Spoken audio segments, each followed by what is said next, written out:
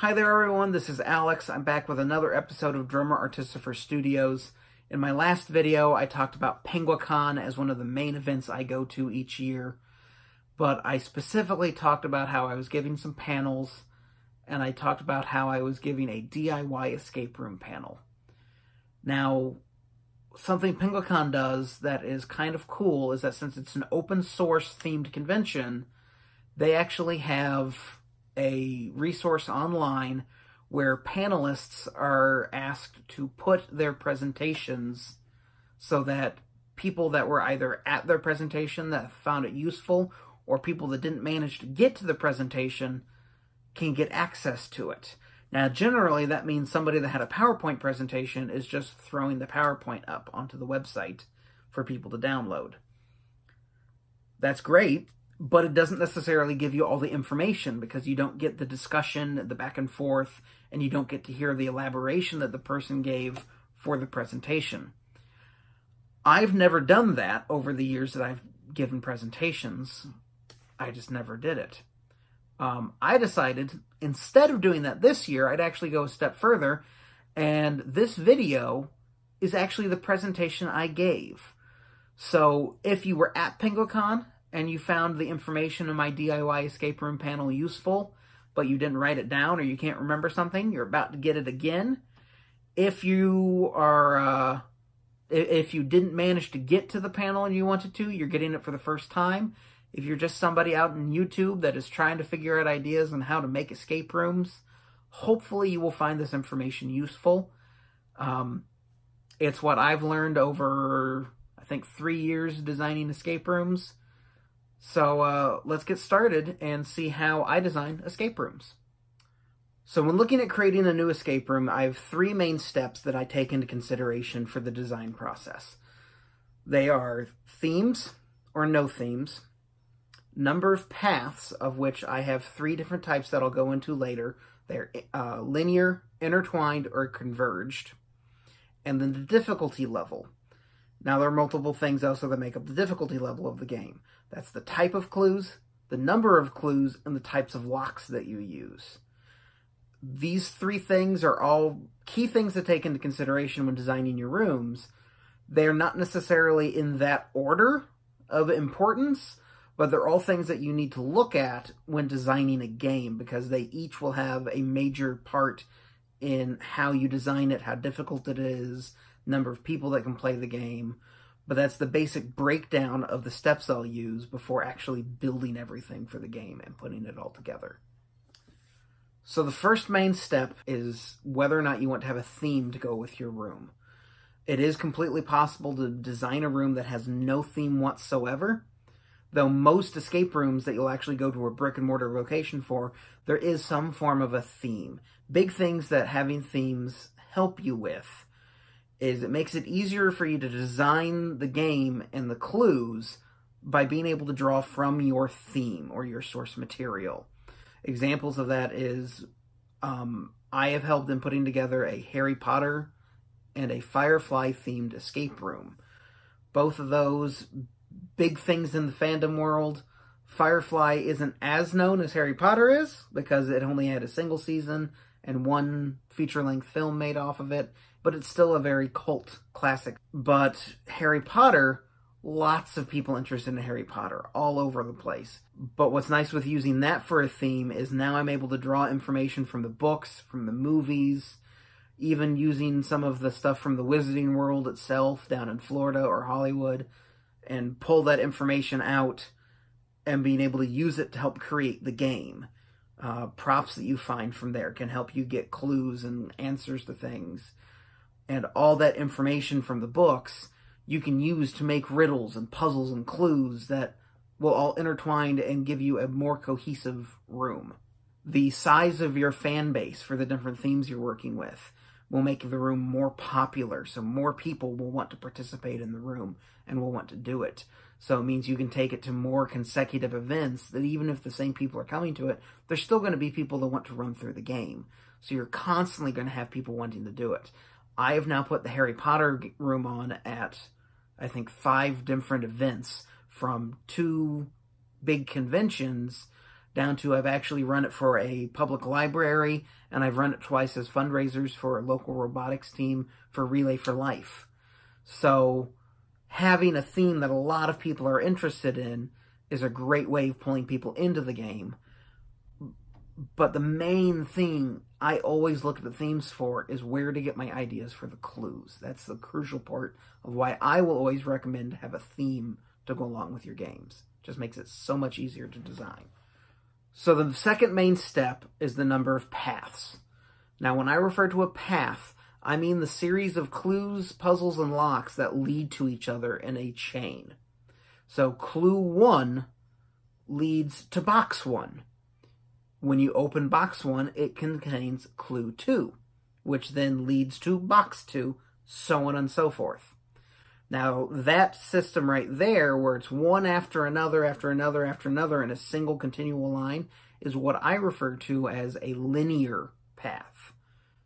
So, in the linear path, everything is following a straight line. There's usually no divergence, nowhere where boxes and other clues lead off to other stuff. It's just one after another, after another, after another. There are some downfalls to linear paths, though it is going to be the easiest for you to design, especially for a first off. The main downfall you get to that is that there's only one clue to work on at a time. So you will tend to, if you're doing it for a large group of people, with a linear path, what tends to happen is you'll have a few people that are really gung-ho about doing the game, and they will kind of hog the clues and not let anybody else work on them. So if you're doing a room of 10 people and you did a linear path, you're going to have 2 or 3 people solving the clues with nothing else for everyone else to do, so they just stand around and don't have a good time. Now, where I have used a linear path that was very successful was I created a simple escape room that was designed for 1 to 2 people, and it was only supposed to take 10 or 15 minutes. And it was actually built using a steel IKEA filing cabinet that had 6 drawers. I pop-riveted lock hasps onto each drawer and made it so that the first clue was actually on the exterior of the file cabinet. When you solved that, it got you into the top drawer.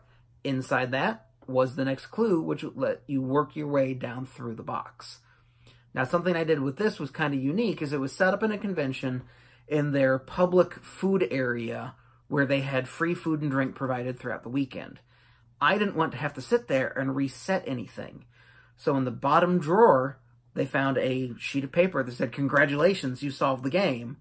But then they also found a diagram of the box telling them which lock went to each drawer and what the combination was, so that they can reset everything and close the cabinet back up. Now, some of you might be thinking, okay, they've now locked it all up. Now what did they do with the answer sheet? I actually cut a slit in that bottom drawer so they could slide the answer sheet back into the game after they locked everything up. That was set up for a weekend-long convention, and I never once had to go back and reset the game. It was always reset on its own. So that's a very good way you can use a linear path. But for an escape room with lots of people in it, you're probably going to want to do a little bit more than a single linear path. Now, the second type of path that I use, I call an intertwined path. And that's where everything that you have in the room, boxes, clues, riddles, everything, kind of just merge together into one giant mess. You'll have linear paths that all converge with each other. You'll have individual boxes that will lead to different parts. You can have a 3-stage clue that maybe you've got a cipher over here that's also in a different alphabet that's over here, that all goes to an answer key that's over here. They're all in individual boxes that each have to get solved for being able to get that final clue together. That's the intertwined. They tend to be the more complicated rooms that you can design, because you've got so much going on in the room, you have to have a good way of keeping track of everything. I came up with a solution where, as I create a box, I make a spreadsheet that actually lists the box, what's in it, what lock is on it, the combination, where I got the combination from elsewhere in the room, and what the box leads to. So I have a sheet that I can reference back to that tells me everything that's going on. I've adapted that sheet to fit with any type of path I use, but it was really the Intertwined style game is what led me to create that type of answer key to keep track of everything. But the Intertwined tends to make it a more difficult room, a more complicated room, and takes a lot more time to figure everything out. The other thing that Intertwined does is it takes a lot more time to reset. So if you're doing a game at a convention where you have a set schedule of when these games are going to be going on, and you might only have 5 minutes or so in between sessions, you have to make sure that these aren't complicated enough so that 1 or 2 people can't reset the entire room in that 5 minutes before the next session starts. The third type of path that I tend to use more than anything I call converged. And really the easiest way to think of it is linear paths that all go down to a single end container. The example I tend to go for this is my Harry Potter room, is I had 3 individual linear paths that led to individual locks that were all on the same box. So to be able to open that final box, you had to solve each one of the linear paths. It makes it so that each path can be easier for you to create individually, but then you end up having a giant room filled with puzzles and clues that tends to look like an intertwined path. But the converged, you start with a whole bunch of stuff. It could be a whole bunch of individual boxes with individual clues all scattered around the room. So you have to figure out which clue goes to which box to open it up. Or you could have a whole bunch of different clues that will open locks that are all on a single box. So you can do that by putting multiple hasps onto a single box, or you can get something called a lockout hasp that you put onto a single lock hasp that allows you to put multiple locks on it. And I'll get more into those a little bit later. But the converged is what I tend to default to when designing a game, just because it can be a little bit easier to design, but gives you a bigger bang for your buck, as I should say, when it gets down to the final product and people start to actually play the game. It looks like it's a lot more complicated than it was to build, with it still being a fairly easy to design game. So now we get into the difficulty level of your game. The difficulty itself I break down into 2 categories. You'll notice I do a lot of breaking down into other categories in this. But the difficulty level is broken down into 2 categories. That's the number of clues and the types of clues. So in your number of clues, you can have easy clues that allow you to put more into the room, so there's more stuff for people to do. By having a lot of easy clues, you can fill it with all sorts of stuff. The first escape room I ever played, I think there were like 30 or 40 clues in the room.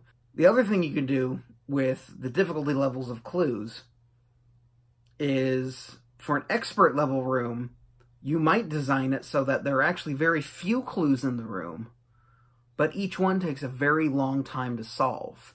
Maybe you do something where you put in clues that you only give them half the information to solve it, and they have to use deductive reasoning to figure the rest of it out. For a lot of people, that might take quite a bit of time for them to solve it.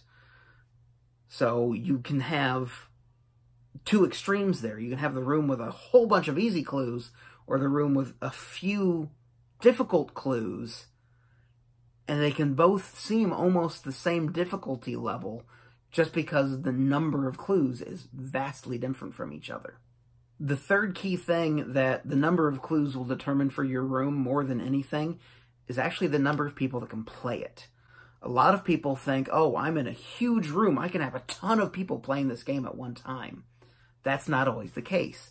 I have found that your number and difficulty levels of clues do more to determine the number of people that can play the game than the size of the room. By putting a whole bunch of stuff in the room, it makes it so you can have a whole bunch of people playing, because there will always be something for people to do until you get down to the very end.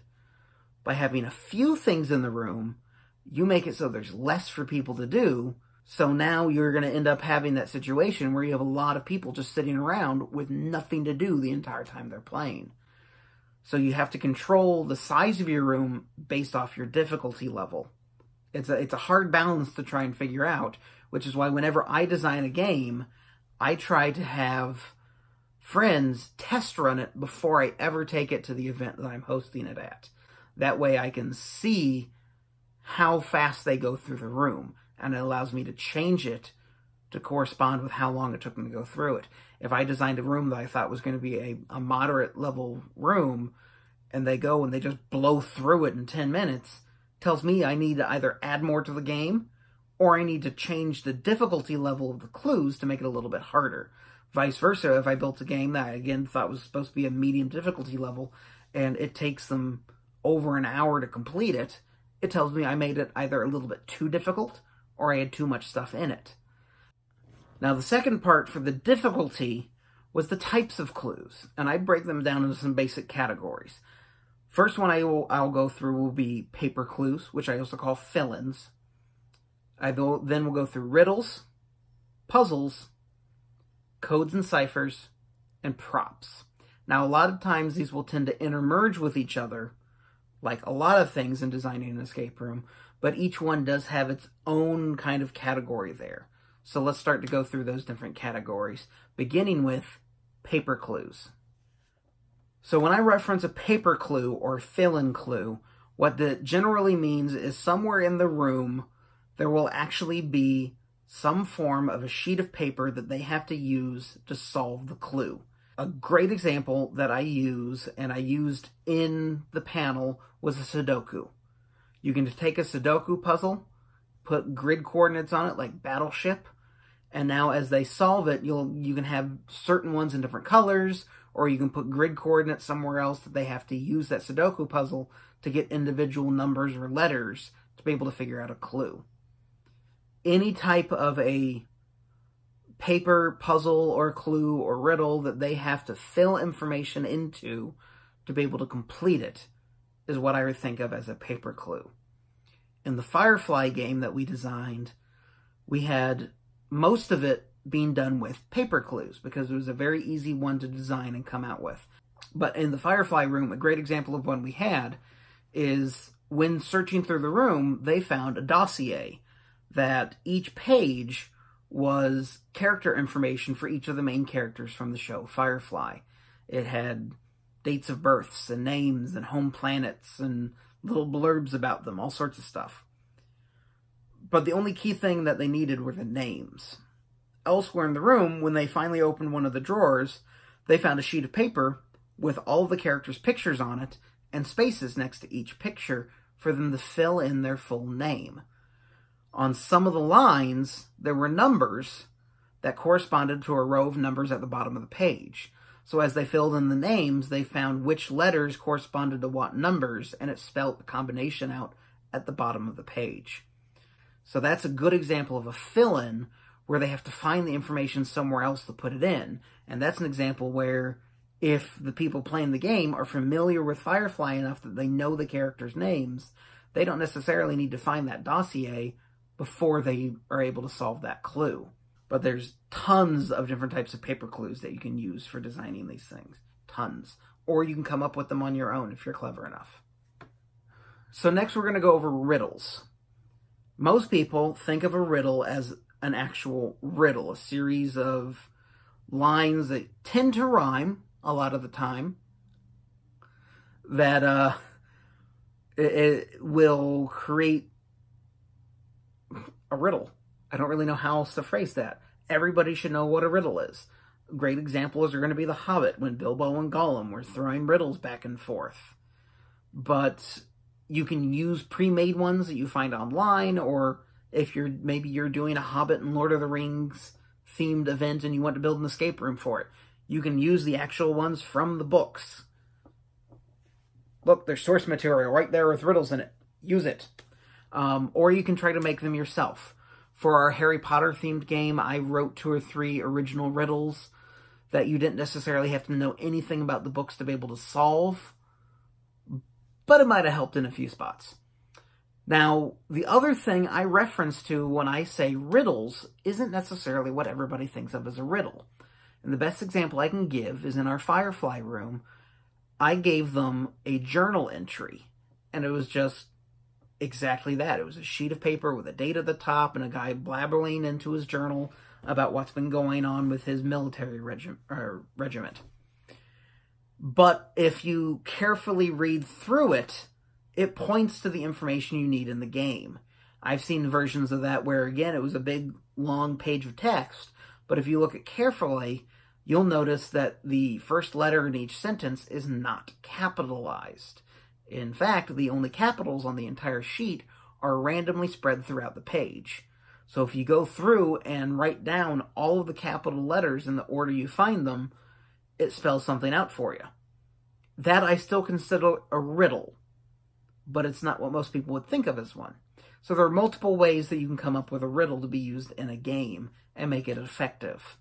But generally, it's going to be the rhyming kind that makes you think and you have to puzzle your way through stuff.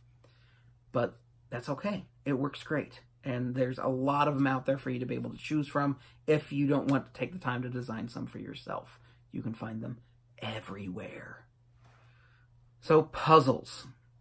This is a very, very, very vague term when it comes to escape rooms, because pretty much everything you throw into the room is some form of a puzzle. But when I think of puzzles for games, the two main examples that I use is one is a legitimate puzzle in which you can take it and you can go to Joann's and Michael's and other craft stores like that and actually buy cardboard or wood pre-made, pre-cut puzzles that's intended for you to let your kids draw something on. Now, I took one of those, printed out a sheet of sticker paper with an image on it, covered the puzzle in it, cut it out, so I had my custom image on it that I didn't have to draw, but on each individual tile of the puzzle, I drew a different character from a cipher. And what that did is it made it so they didn't know what order to translate the cipher in until they put the puzzle together. So that's an effective way to use an actual puzzle in your game. Another example that I use for puzzles is actually something called a punch card. The best version of a punch card I can think of in popular culture is actually from the movie Con Air, in which the Department of Corrections officer is in Cyrus Grissom's jail cell, and he has a postcard of the Last Supper, and all their eyes are cut out of it. And there's a letter from a law firm, and he starts moving the card over the letter, and the eyes line up with different letters on the sheet, spelling something out. That was a punch card puzzle.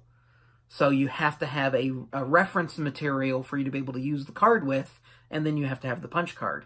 But it makes it so that you have two separate parts that you can have in two separate areas of the room. I've created a punch card using sheet music. So the different holes corresponded to the different notes or the different letters in the lyrics to, again, spell something out. Now, you can simply create a punch card by having a giant sheet of paper with a bunch of random words written on it. There will be no discernible pattern to what order it's to be read in until you put the punch card in it. Now, those are only two examples of puzzles. There are still hundreds, if not thousands, of different types of puzzles you can use out there. They're very easy to find. And later, I'm going to go into the resources to find all this stuff. So, codes and ciphers. These can be used quite efficiently. They can also be quite devious. They can be as simple as using a different alphabet or a different font even. There can be some fonts out there that are extremely difficult for people to read. You can also just go through and use a font, one of those fonts on your computer that are just random characters and shapes. You can type something in that and then create a translation sheet that they find somewhere else. You can use legitimate alphabets. I tend to like using the Anglo-Saxon old or ancient Futhark, or a bunch of different archaic wizarding type alphabets. I have a big passion for stuff like that, so I tend to use those a lot because most people haven't taken the time to learn how to read those. But just using other languages like that can be an easy way of doing codes and ciphers.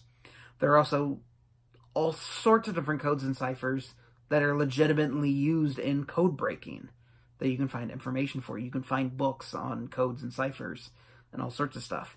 A very well-known cipher that may not be as well-known right now since it's been out of popular culture for a while, but the Nicolas Cage movie National Treasure, on the back of the Declaration of Independence, they had what was called an Attendorf cipher.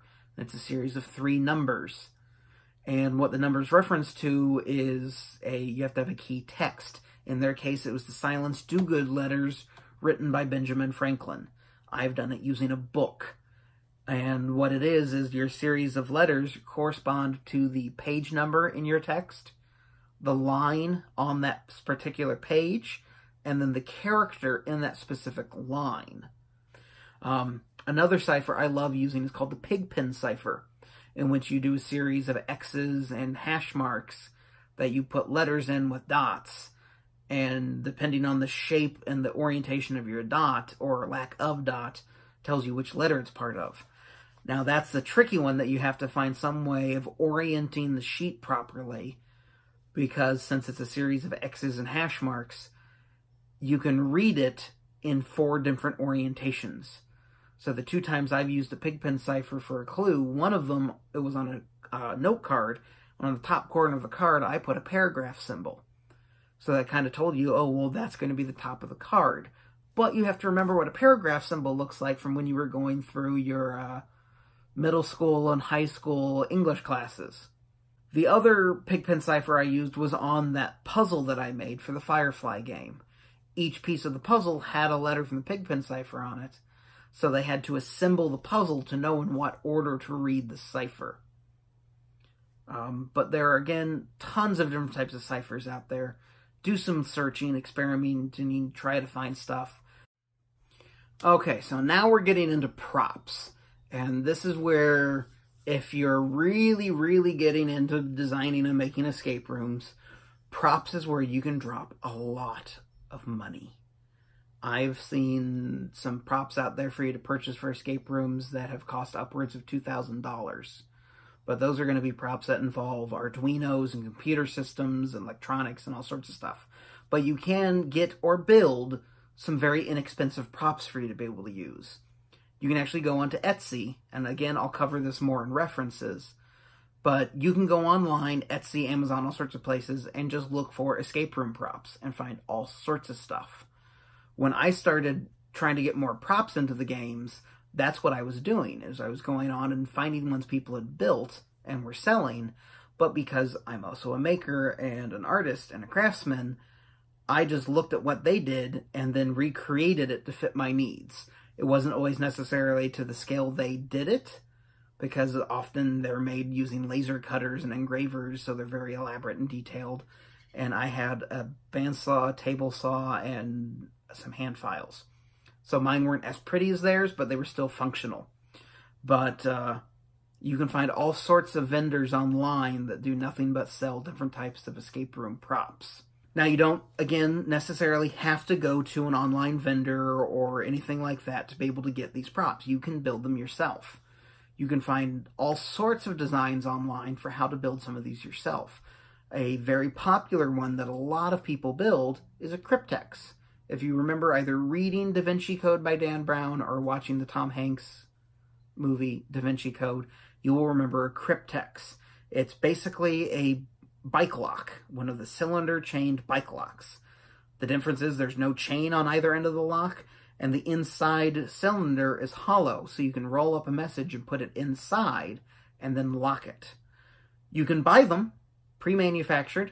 You can buy or download 3D print files if you have access to a 3D printer and print one yourself. I've even seen some where you can actually print it out and have a USB drive inserted into it, so that if you want to get some tech stuff involved, you can have information on a USB drive that they then have to access. Or you can find instructable blueprints for how to build a cryptex out of PVC tube and couplings that you can get from basically any hardware store. It will cost you, I think, somewhere between 12 and 15 bucks to be able to build a cryptex that will be probably about 12 inches long and have about a 1-inch inner diameter for you to be able to put stuff in.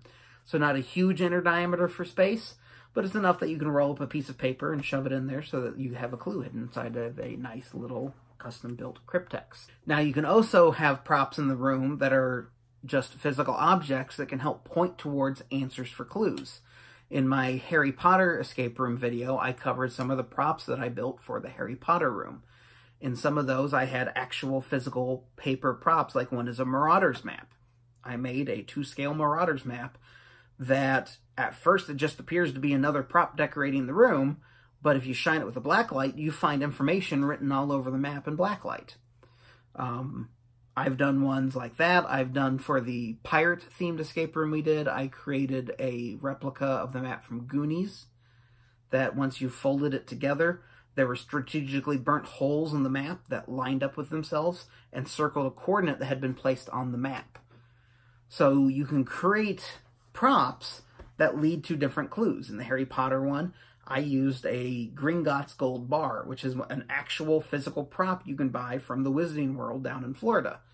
But it has a barcode number stamped on the top of the bar. And I used that as a combination on a lock. So they had to realize, oh wait, this has a digit on it, we can use this. And then they had to search around the room to find where it goes to. So that's, again, a way that you can have themes working with your props to be able to get you answers without you having to do much of a clue design.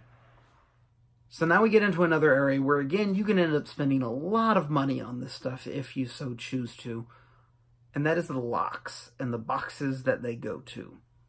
Now, there are dozens, if not hundreds, of different styles of locks out there for you to choose from. You can get ones that have keys. You can get combination locks that are either 3, 4, 5, or 6-digit turn dial combinations. You can get directional locks, you can get number locks, word locks, shape locks even in some cases. You can get standard ones like you'll put on a high school locker, that it's just a standard spin dial combination. All sorts of different types of locks you can get. My recommendation for getting locks for games will always to get locks that are reprogrammable. By getting a lock you can set your own combination for, makes it so you're not limited to what the lock was pre-designed to have as its combination. Makes it so you can design your clues how you want them to have the combination you want, so that it's easier for you to fit it to your theme, easier for you to come up with the clues for it. It makes it so that if you're designing multiple games, you don't have to buy new locks each time you do a different game. You can use the same locks and just reprogram it for your next game. Now, with reprogrammable locks, you also have to be careful and don't forget what combination the lock is set to. I've had to replace 3 locks so far because we've not been able to figure out what combination was last used for it. So what I've started doing is I have little tags that I write the current combination on and actually close the lock on that tag, so the next time I pull the lock out, I don't have to try and guess what the combination was. So another thing with the type of locks are actually the word locks. You can get multiple different types of word locks, and they are great for using with rooms. Generally, they're limited to 4 or 5-digit locks, and you can get different types of them. They're all reprogrammable generally, but there's 2 main different types that are reprogrammable. You get a type that is made by both Master Lock and some other companies where you can change what the combination is, but you're stuck to which letters or characters are on each dial. And they don't have every single letter on each dial. So you're limited to what you can spell out based off of what's on the dials.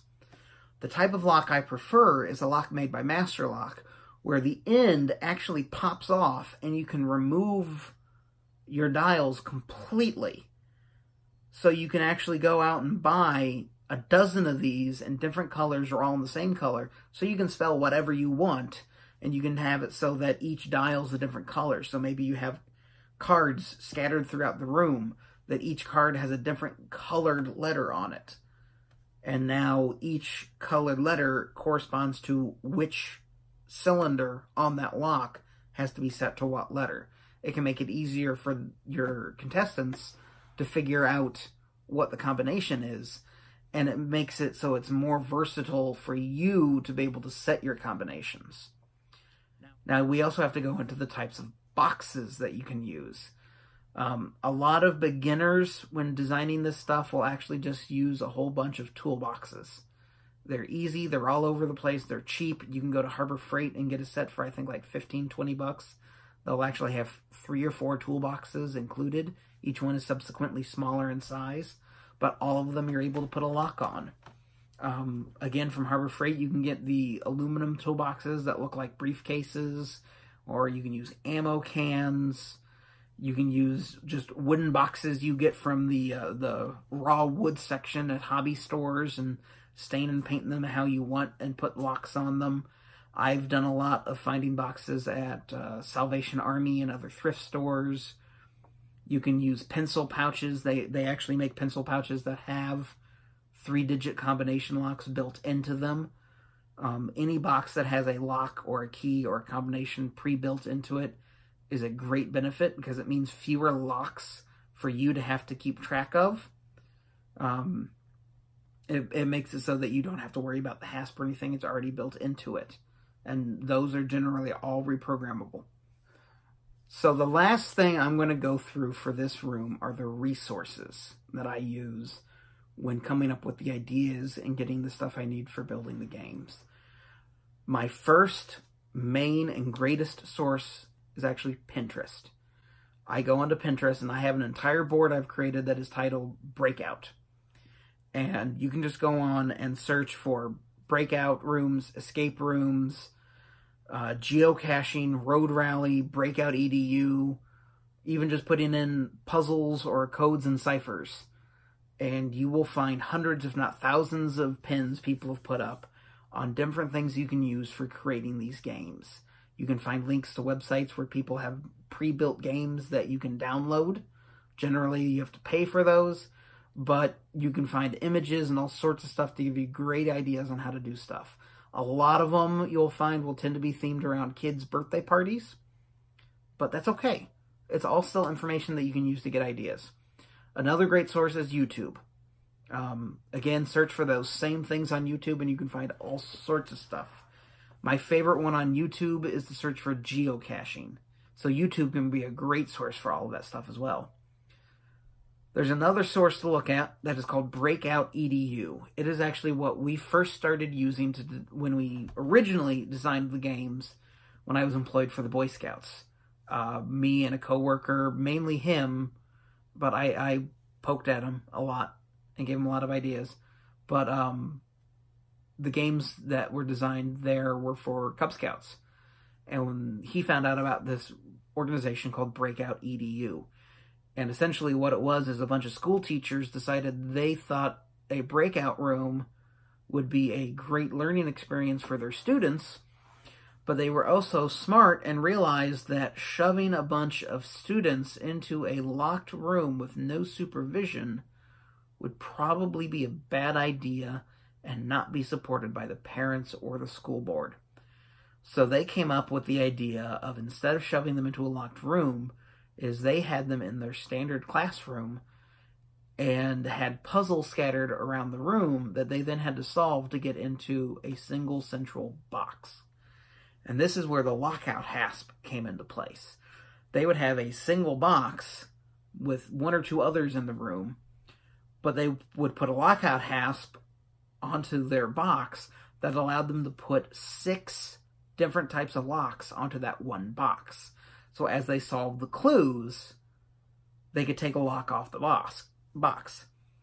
And once they were done, they could open it and there would be some form of a prize inside the box. And they usually had the clues that they had to solve somehow worked into the curriculum that they were working with at the time. So all these people that designed these games decided to start an organization called Breakout EDU. It's still out there. You can still find all sorts of stuff on it. Originally, it was an open source program or community, so people would go on and put what they're trying to work on and get ideas from other people, and they design games and put the entire game up as free for people to use. But then the people managing the website realized they could make money off of it, and I believe now it is as a subscription service to be able to access the website. I'm not sure how much it is, so it might be worth looking into it if you really get into doing this stuff, or if you are a teacher. that might be something that you can actually get your school board to purchase for you so that multiple people in the area can use it. But Breakout EDU is still a great one to be able to look at. There are also a whole bunch of resources for your locks and boxes. I've already mentioned several of them. Your online resources like Etsy and Amazon, any lock manufacturer website, Thingiverse for being able to 3D print stuff, eBay even, or Wish.com, you can find all sorts of interesting stuff on. Going to any of your local hardware stores or Home Depot, Lowe's, Menards, you can find all sorts of locks there. A great place to find things is actually at Meijer and Walmart during back-to-school sales.